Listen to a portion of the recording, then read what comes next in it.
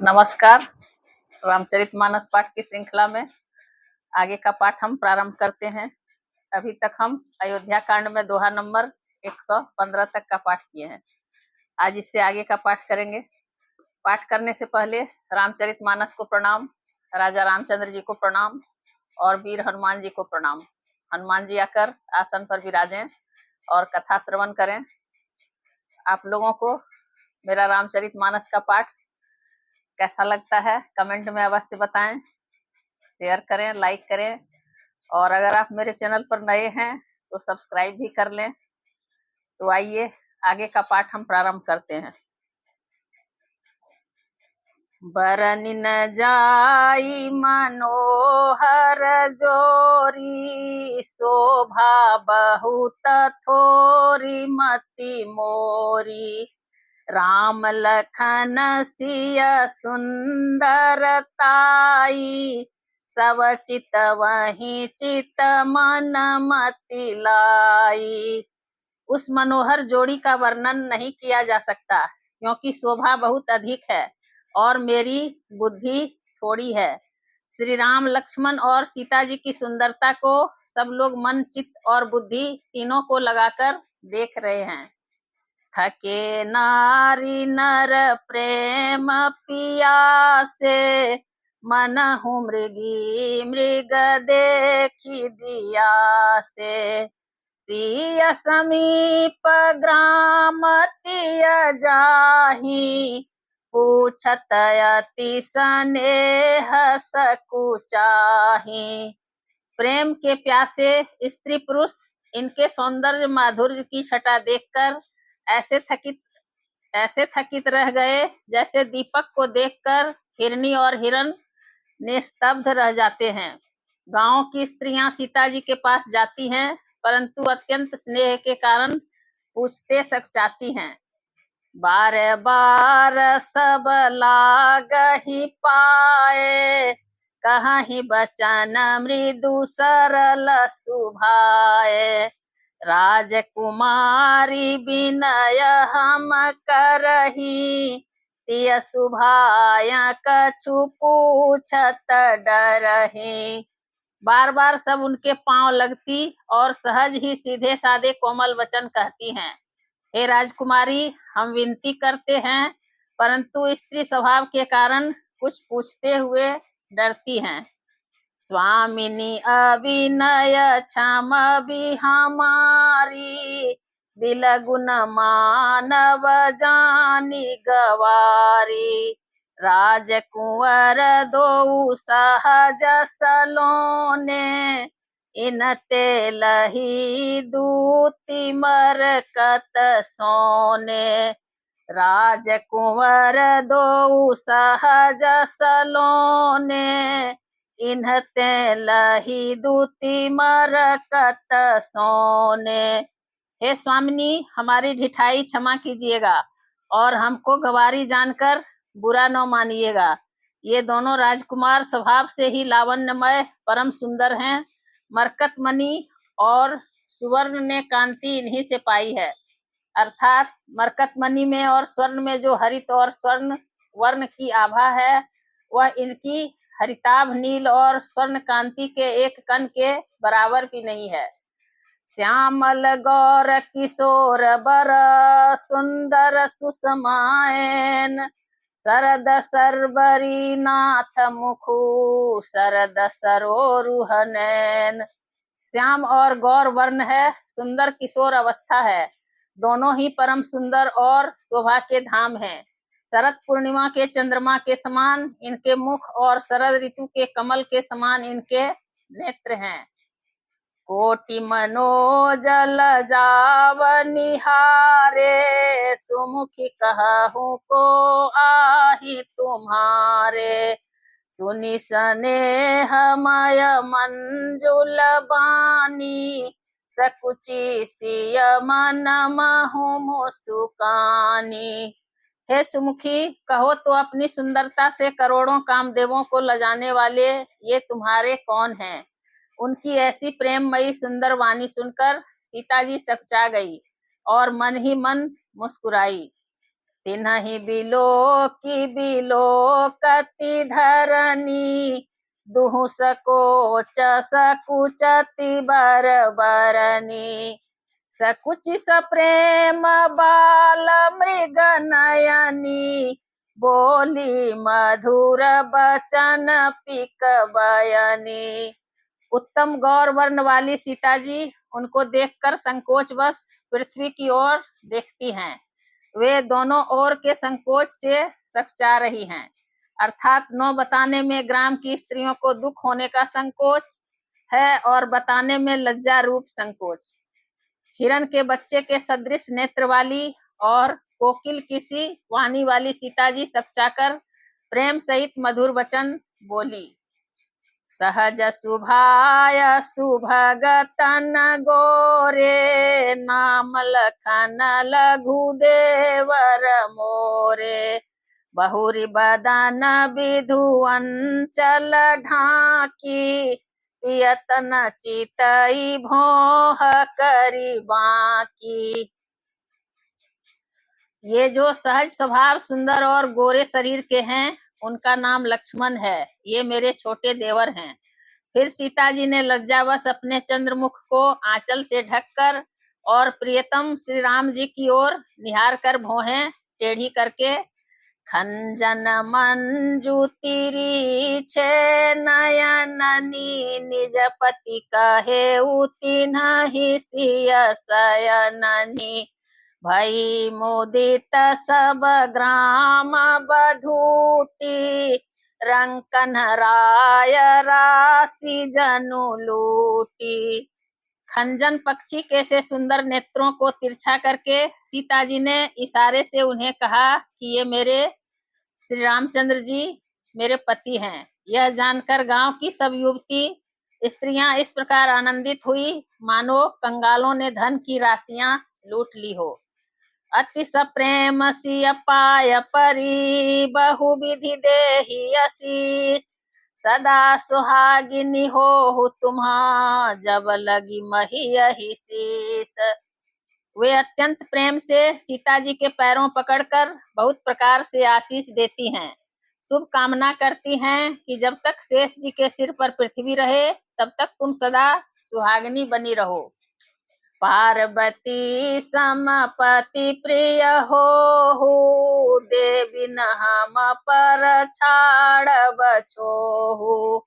पुनि पुनि विनय करई कर जोरी, जो यही मार्ग फिरिय बहोरी। और पार्वती जी के समान अपने पति की प्यारी हो। हे देवी, हम पर कृपा न छोड़ना, बनाए रखना। हम बार बार हाथ जोड़कर विनती करती हैं जिसमें आप फिर इसी रास्ते लौटें। दर्शनु देव जानी निज दासी, लखी सिय सब प्रेम पियासी।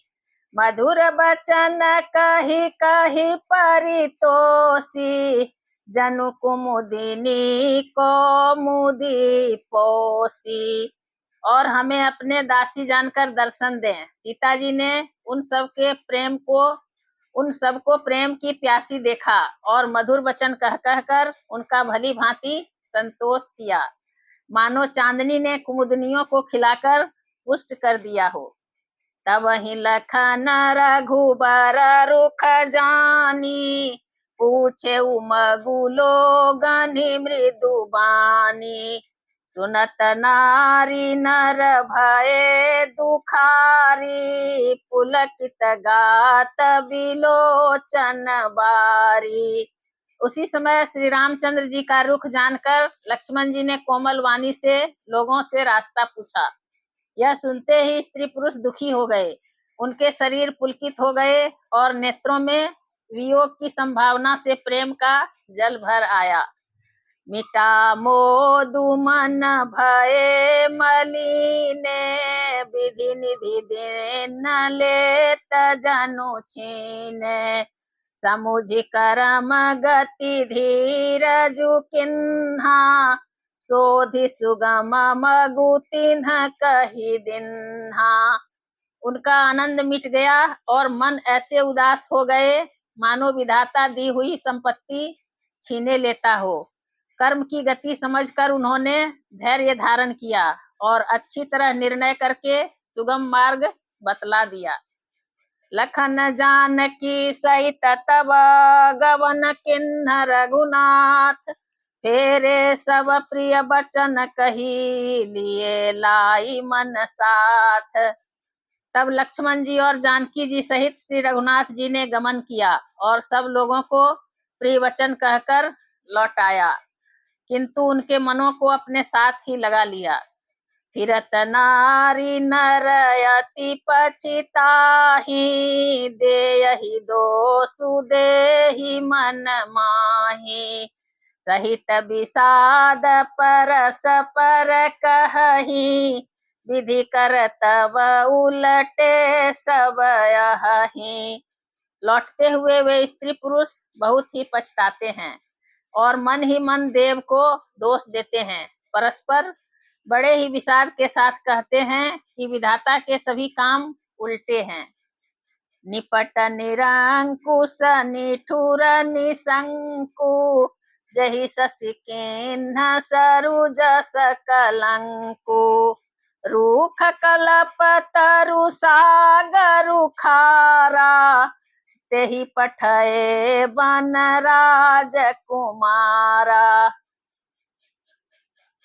वह विधाता बिल्कुल निरंकुश, निर्दय और निडर है, जिसने चंद्रमा को रोगी, घटने बढ़ने वाला और कलंकी बनाया, कल्प वृक्ष को पेड़ और समुद्र को खारा बनाया।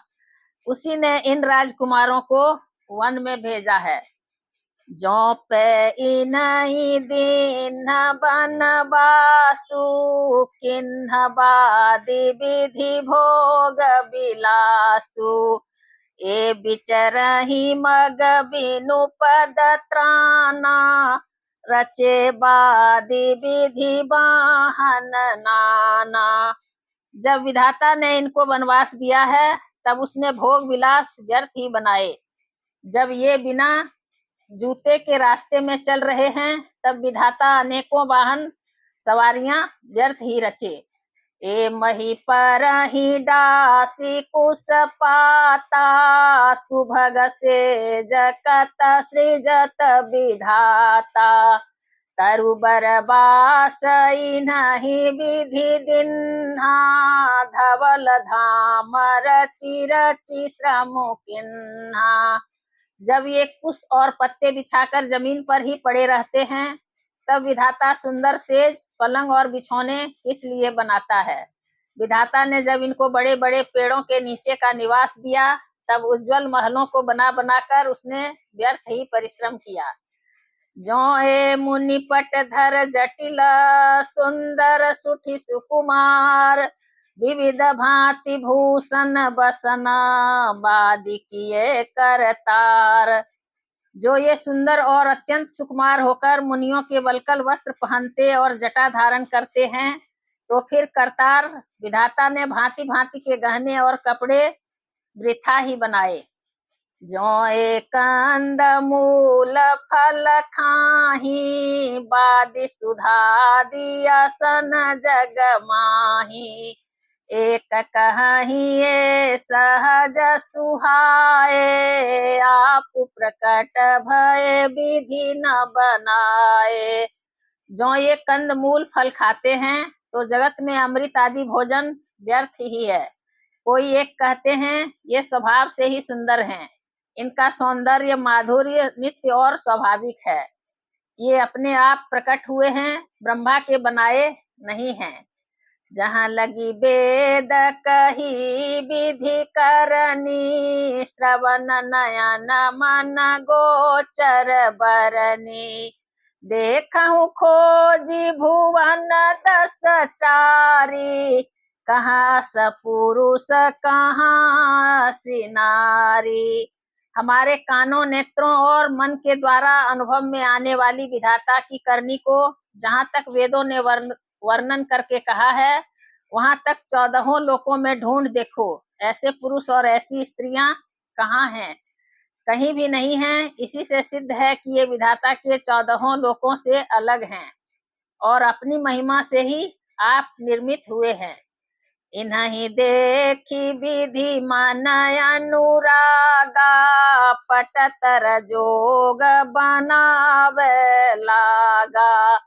किन्न बहुत श्रम एक न आए, तेहि ईरिषा बनयानि दुराए। इन्हें देखकर विधाता का मन अनुरक्त हो गया, तब वह भी इन्हीं की उपमा के योग्य दूसरे स्त्री पुरुष बनाने लगा। उसने बहुत परिश्रम किया, परंतु कोई उसकी अटकल में नहीं आए। इसी ईर्ष्या के मारे उसने इनको जंगल में लाकर छिपा दिया है। एक कहाही हम बहुत न जानही, आपु ही परम धान्य करी मानही। ते पुनि पुण्य पुंज हम लेखे, जे देखही देखी हाही जिन्ह देखे। कोई एक कहते हैं हम बहुत नहीं जानते, हाँ अपने को परम धन्य अवश्य मानते हैं। जो इनके दर्शन कर रहे हैं और हमारी समझ में वे बड़े पुण्यवान हैं जिन्होंने इनको देखा है, जो देख रहे हैं और जो देखेंगे। यही विधि कही कही बचन प्रिय, ले ही नयन भरी नीर। किमि चली ही मार गय गमा, सुठी सुकुमार शरीर। इस प्रकार प्रिय वचन कह कहकर सब नेत्रों में जल भर लेते हैं और कहते हैं कि ये अत्यंत सुकुमार शरीर वाले दुर्गम कठिन मार्ग में कैसे चलेंगे। नारी स्नेह विकल बस होही, चकई सांझ समय जनु सोही। मृदु पद कमल कठिन मगु जानी, गहबरी हृदय कहाही बरबानी। स्त्रियां स्नेहवश विकल हो जाती हैं, मानो संध्या के समय चकवी सो रही हो, दुखी हो रही हो। इनके चरण कमलों को कोमल तथा मार्ग को कठोर जानकर वे व्यथित हृदय से उत्तम वाणी कहती हैं। पर सत मृदुल चरण अरुणारे, सकुचति मही जिमि हृदय हमारे। जो जगदीश नहीं बनु दिन्हा, कसन सुमन मय मारगु किन्हा। इनके कोमल और लाल लाल चरणों को छूते ही पृथ्वी वैसे ही सकचा जाती हैं जैसे हमारे हृदय सकचा रहे हैं। जगदीश्वर ने यदि इन्हें वनवास ही दिया तो सारे रास्ते को पुष्पमय क्यों नहीं बना दिया। जो मागा पाई विधि पाही, ए रखिया ही सखिया किन माही। जे नर नारी नय अवसर आए, तिन्ह सिया राम न देख न पाए। यदि ब्रह्मा से मांगे मिले तो हे सखी, हम तो उनसे मांगकर इन्हें अपनी आंखों में ही रखें। जो स्त्री पुरुष इस अवसर पर नहीं आए वे श्री सीताराम जी को नहीं देख सके। सुनि स्वरूप बूझहि अकुलाई, अब लगी गए कहाँ लगी भाई। समरथ धाई बिलो कहीं जाई, प्रमुदित फिरहि जन्म फलु पाई। उनके सौंदर्य को सुनकर वे व्याकुल होकर पूछते हैं कि भाई अब तक वे कहाँ तक गए होंगे, और जो समर्थ हैं वे दौड़ते हुए जाकर उनके दर्शन कर लेते हैं और जन्म का परम फल पाकर विशेष आनंदित होकर लौटते हैं। अबला बालक वृद्ध जना, करमी जहि पछिताहि। हो ही प्रेम बस लो गई में, राम जहाँ जहाँ जाहि। गर्भवती, प्रसूता आदि अबला स्त्रियां, बच्चे और बूढ़े दर्शन न पाने से हाथ मलते और पछताते हैं। इस प्रकार जहाँ जहाँ श्री रामचंद्र जी जाते हैं वहाँ वहाँ लोग प्रेम के वश में हो जाते हैं। गाँव गाँव अस होई आनंदु, देखी भानु कुल करव चंदु। जे कछु समाचार सुनि पावहीं, ते निरपरानि ही दोष लगावहीं। सूर्य कुल रूपी कुमुदनी के प्रफुल्लित करने वाले चंद्रमा स्वरूप श्री रामचंद्र जी के दर्शन कर गांव-गांव में ऐसा ही आनंद हो रहा है। जो लोग वनवास दिए जाने का कुछ भी समाचार सुन पाते हैं, वे राजा रानी को दोष लगाते हैं। कहीं एक अति भल नर नाहु, दिन माही जोई लोचन लाहु। कहीं परस पर लोग लोगाई, बातें सरल स्नेह सुहाई। कोई एक कहते हैं कि राजा बहुत ही अच्छे हैं, जिन्होंने हमें अपने नेत्रों का लाभ दिया। स्त्री पुरुष सभी आपस में सीधी स्नेह भरी सुंदर बातें कह रहे हैं। ते पितु मातु धन्य जिन्ह जाए, धन्य सो नगरु जहाँ ते आए। धन्य सुदेशु सैलु बन गाऊं, जहाँ जहाँ जाहि धन्य सोई ठाऊं। कहते हैं वे माता पिता धन्य हैं जिन्होंने इन्हें जन्म दिया। वह नगर धन्य है जहाँ से ये आए हैं। वह देश पर्वत वन और गांव धन्य हैं, और वही स्थान धन्य है जहाँ जहाँ ये जाते हैं। सुख पायउ बिरांचि रचिते ही, एजहि के सब भांति सनेही। राम लखन पथि कथा सुहाई, रही सकल मग कानन छाई। ब्रह्मा ने उसी को रचकर सुख पाया है जिसके ये सब प्रकार से स्नेही हैं। पथिक रूप श्री राम लक्ष्मण की सुंदर कथा सारे रास्ते और जंगल में छा गई है। यही विधि रघुकुल कमल रवि, मगलो गण सुख देत, जाहि चले देखत विपिना, सिय सौमित्र समेत। रघुकुल रूपी कमल के खिलाने वाले सूर्य श्री रामचंद्र जी इस प्रकार मार्ग के लोगों को सुख देते हुए सीता जी और लक्ष्मण जी सहित वन को देखते हुए चले जा रहे हैं। आगे राम लखन बन पाछे, तापस बेस बिराजत काछे।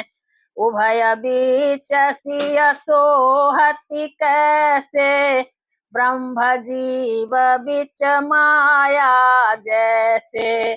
आगे श्री राम जी हैं, पीछे लक्ष्मण जी सुशोभित हैं। तपस्वियों के वेश बनाए दोनों बड़ी ही शोभा पा रहे हैं। दोनों के बीच में सीता जी कैसी सुशोभित हो रही है, जैसे ब्रह्म और जीव के बीच में माया।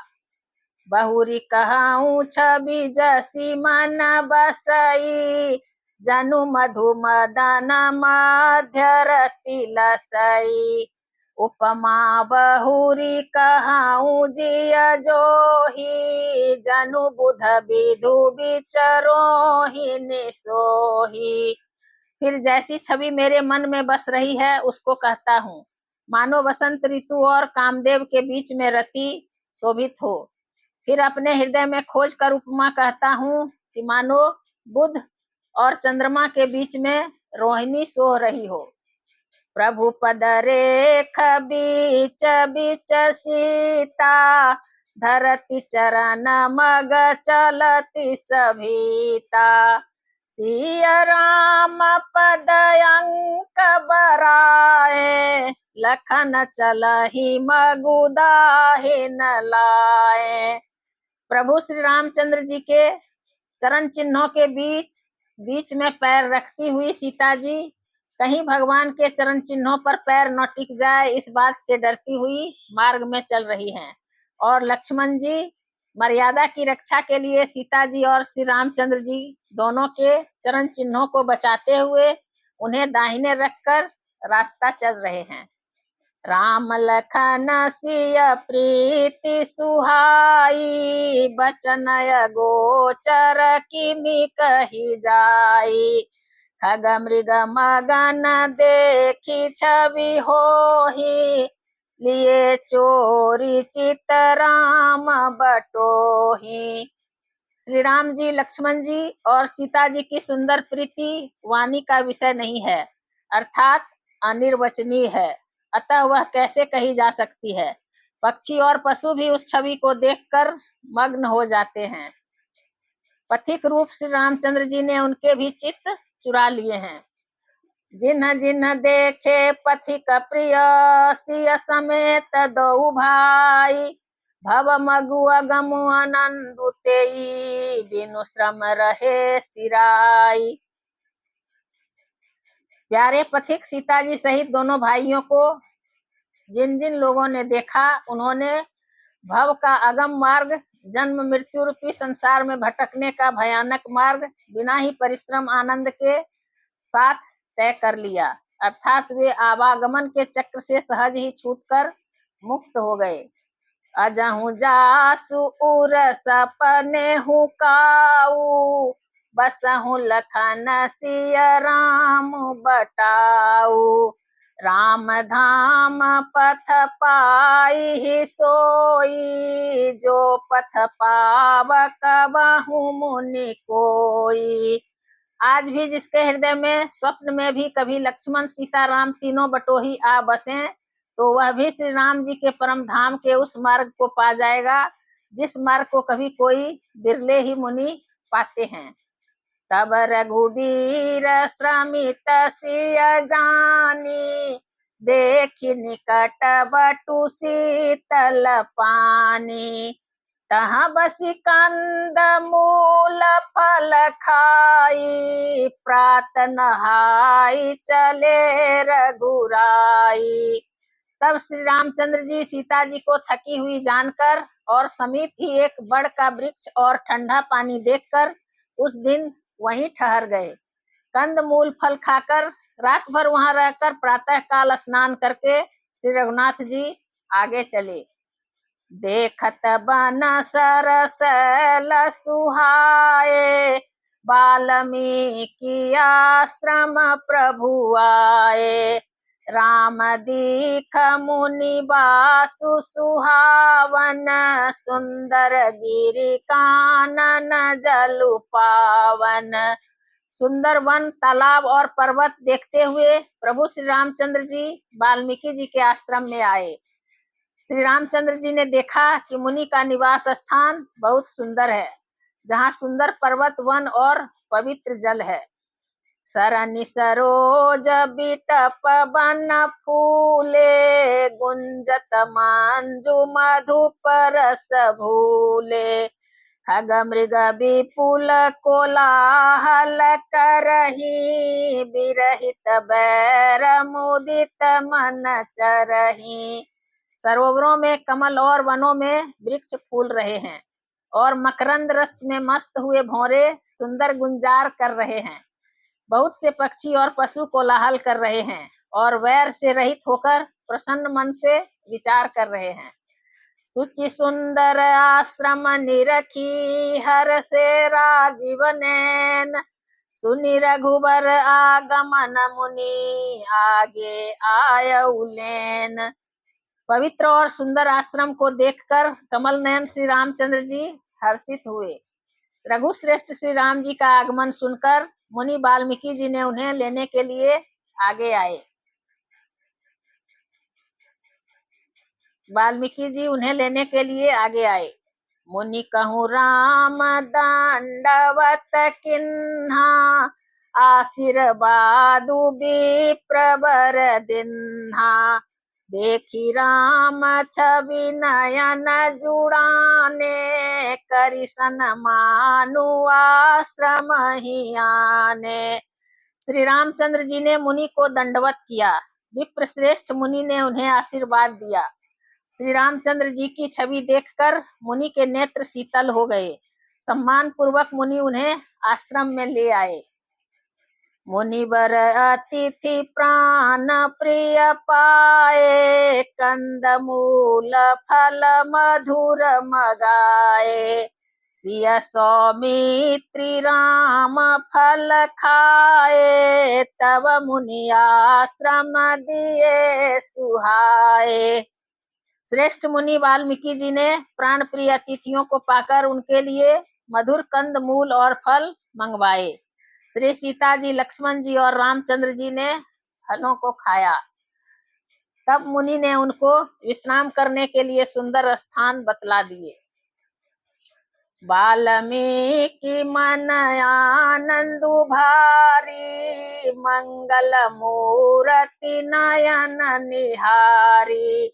तब कर कमल जोरी रघुराई, बोले बचन श्रवण सुखदाई।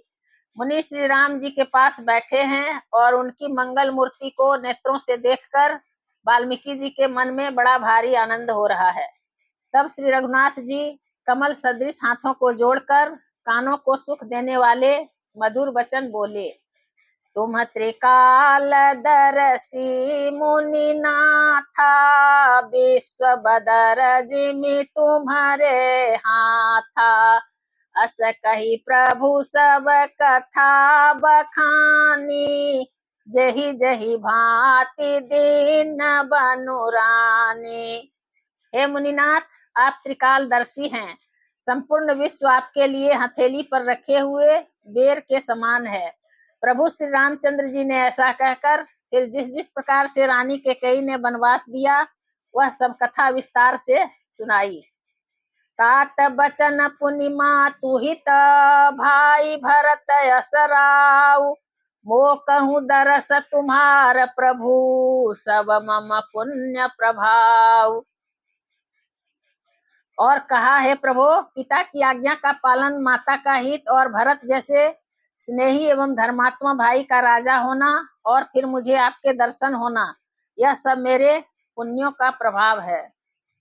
देखी पाय मुनि राय तुम्हारे, भय सुकृत सब सुफल हमारे। अब जहाँ राउर आया सुहोई, मुनि उदबे गुण पावे कोई। हे मुनिराज, आपके चरणों का दर्शन करने से आज हमारे सब पुण्य सफल हो गए, हमें सारे पुण्यों का फल मिल गया। अब जहाँ आपकी आज्ञा हो और जहाँ कोई भी मुनि उद्वेग को प्राप्त न हो। मुनि तापस जिन्हते दुख लहही, ते नरेश बिनु पावक दहही। मंगल मूल विप्र परितोषु, दहई कोटि कुल भूसुर रोसु। क्योंकि जिनसे मुनि और तपस्वी दुख पाते हैं वे राजा बिना अग्नि के ही जलकर भस्म हो जाते हैं। ब्राह्मणों का संतोष सब मंगलों की जड़ है और भूदेव ब्राह्मणों का क्रोध करोड़ों कुलों को भस्म कर देता है। असजिय जानी कहिय सोई ठाऊ, सिय सौमित्र सहित जहाँ जाऊं। तहाँ रचि रुचिर परन तृणशाला, बासु करो कछु काल कृपाला। ऐसा हृदय में समझकर वह स्थान बतलाइए जहाँ मैं लक्ष्मण और सीता सहित जाऊं और वहां सुंदर पत्तों और घास की कुटी बनाकर हे दयालु कुछ समय निवास करूं। सहज सरल सुनि रघुबर बानी, साधु साधु बोले मुनि ज्ञानी। कसन कहु अस रघुकुल के तू, तुम पालक संतत श्रुति से तू। श्री राम जी की सहज ही सरल वाणी सुनकर ज्ञानी मुनि वाल्मीकि बोले, धन्य धन्य हे रघुकुल के ध्वजा स्वरूप, आप ऐसा क्यों न कहेंगे। आप सदैव वेद की मर्यादा का पालन करते हैं। श्रुति से तू पालक राम, तुम जगदीश माया जानकी। जो सृजति जगु पालती, हरति रुख पाई कृपा निधान की।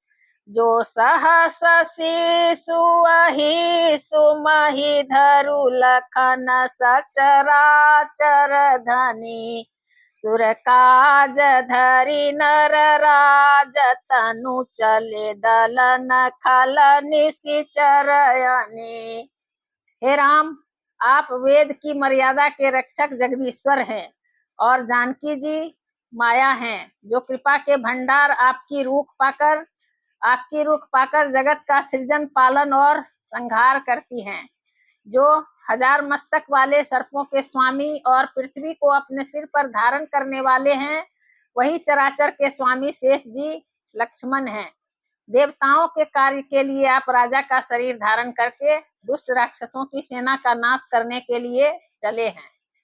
राम स्वरूप तुम्हार बचन अगोचर बुद्धि पर, अभिगत कथय पार नेति नेति नित निगम कह।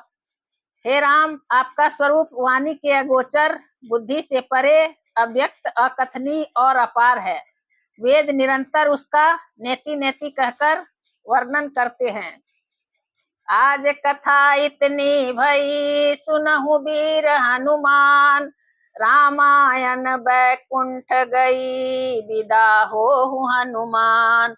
सियावर रामचंद्र की जय, पवन सुत हनुमान की जय, उमापति महादेव की जय।